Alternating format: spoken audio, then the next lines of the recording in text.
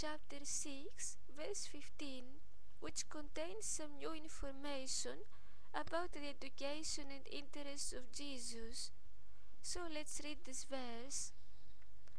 And for 7 years he conversed with God face to face, and he learned the language of birds and of beasts, and the healing powers of trees and of herbs and of flowers, and the hidden secrets of precious stones, and he learned the motions of the sun and the moon and the stars, and the powers of the letters, and mysteries of the square and the circle, and the transmutation of things and of forms and of numbers and of science.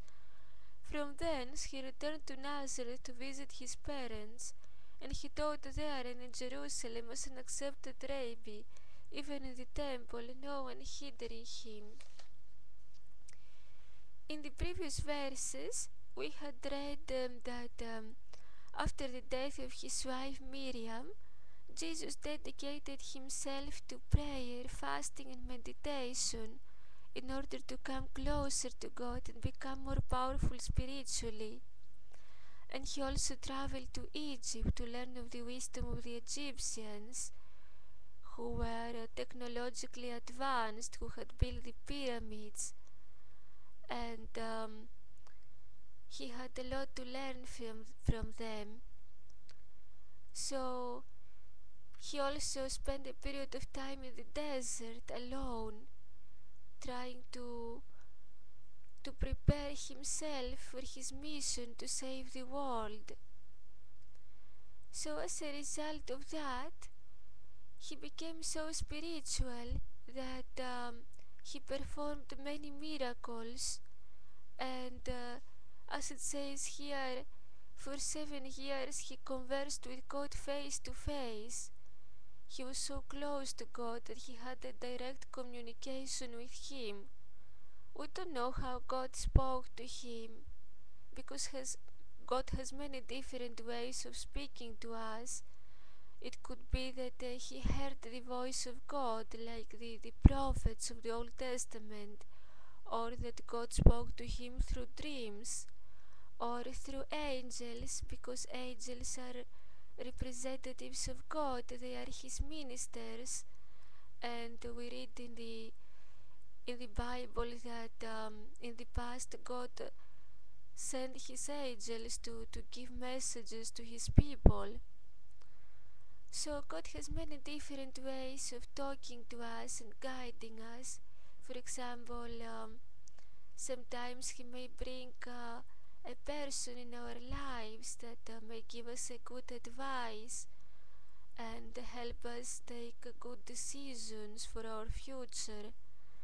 Or something may happen in our lives that make us think more about our situation and understand better ourselves, and make better choices in our lives and improve our future.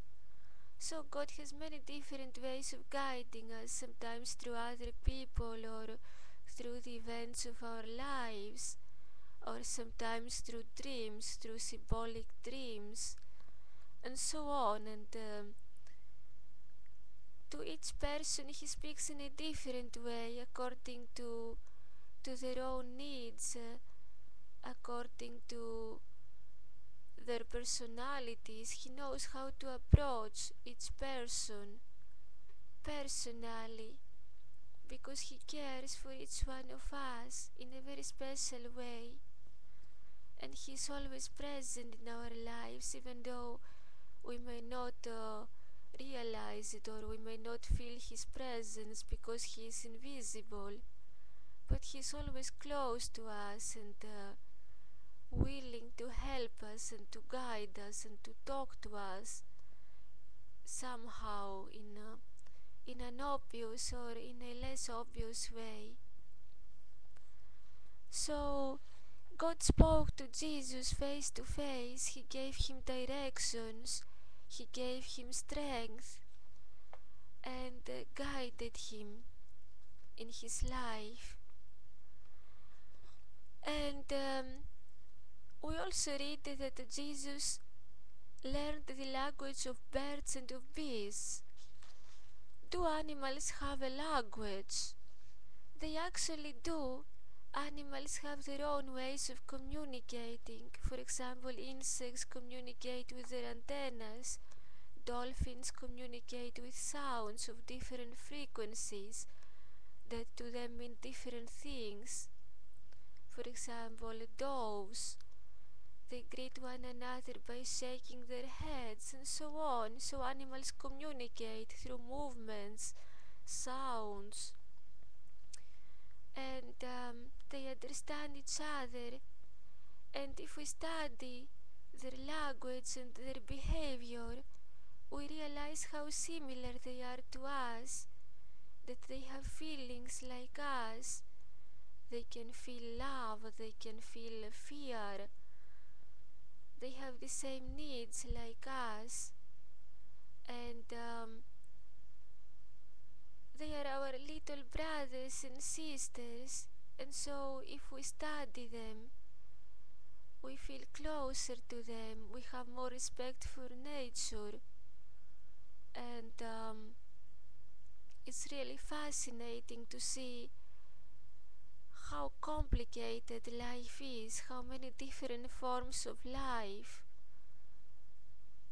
exist in the world, and it's really amazing. And Jesus was interested in animals, he loved animals, he studied zoology, and as it's written here, he also studied the healing powers of trees and of herbs and of flowers.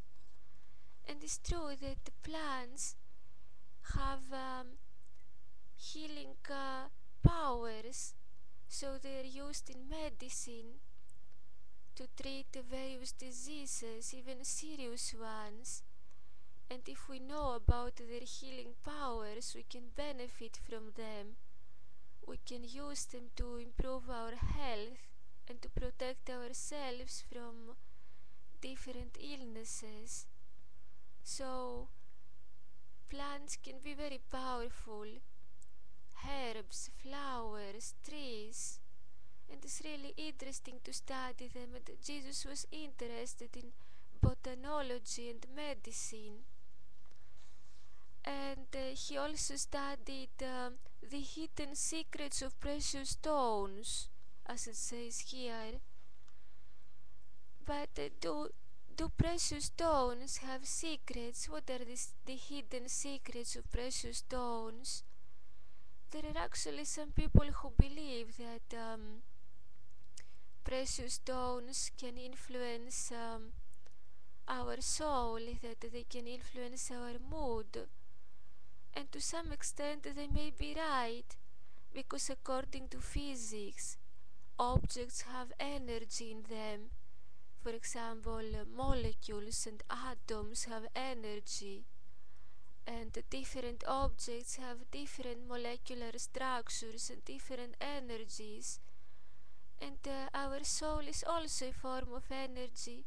There are actually some scientists who study what they call the aura of the soul, which is the field of energy that the soul creates or emits.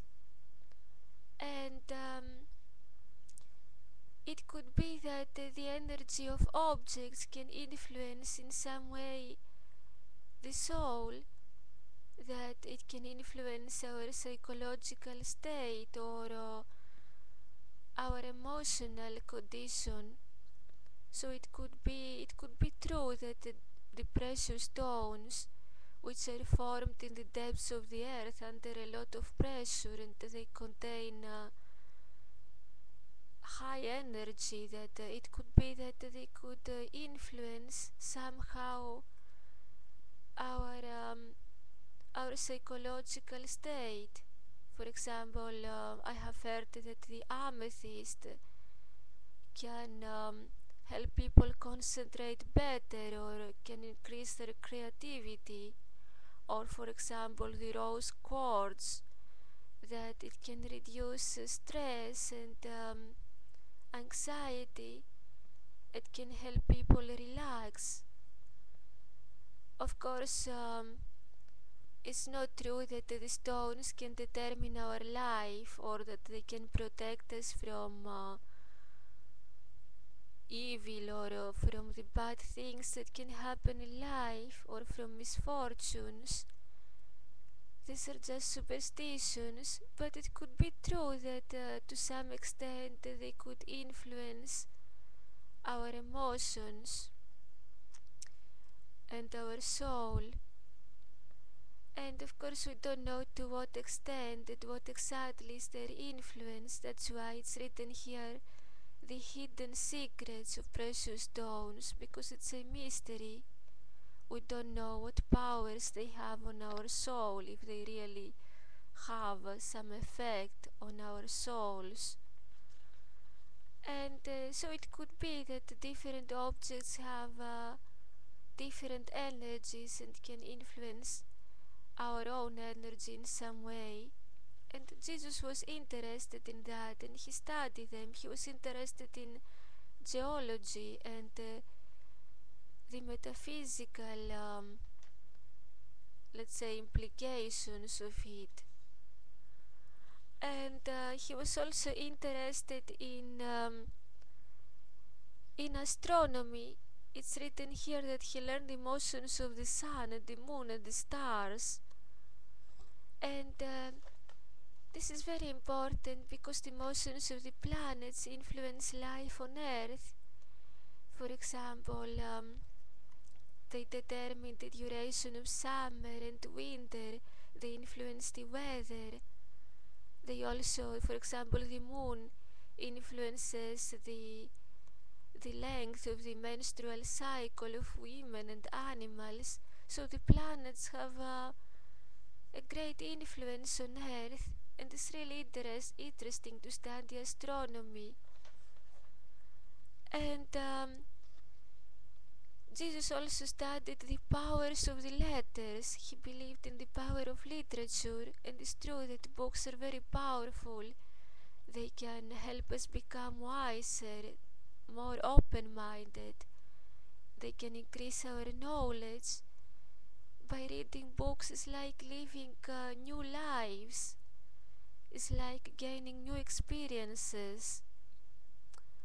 And it's written here that Jesus studied also the mysteries of the square and the circle and the transmutation of things and of forms and of numbers and of signs. So he was interested in all kinds of philosophies and mysteries, and also in geometry and mathematics, in the square and the circle.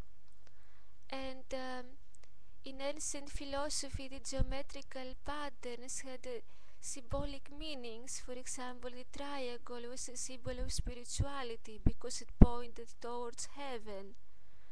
So, for example, in Egypt, we know about the pyramids, that their form had a special meaning that nowadays we cannot understand very well. But geometrical shapes had philosophical meanings, and Jesus was very interested in them as well. So we see that he had many interests in his life, and it's wonderful when people like to explore life, all the aspects of life. It's a pity when people are concentrated only on one thing and they get obsessed only with one thing. For example, they concentrate on their work or on one interest, and in this way they miss out a lot of what life has to offer them. It's really nice to explore all aspects of life, to have many interests. Like Leonardo da Vinci, he had a passion for art and he was very successful in it, but at the same time he was interested in engineering, in technology and so on, and he made great inventions. So he was a very admirable man, and Jesus was like him. He had many interests. And as a result of that, we read that he went to Nazareth to visit his parents, and he became a rabbi in Nazareth and in Jerusalem, a teacher. and no one hindered him because he was so respectable, so well educated. He had all the qualifications for being a good teacher, and he could share his knowledge with other people. He had a lot to teach, and he was really admirable and very respectable as a teacher. This is why nobody prevented him.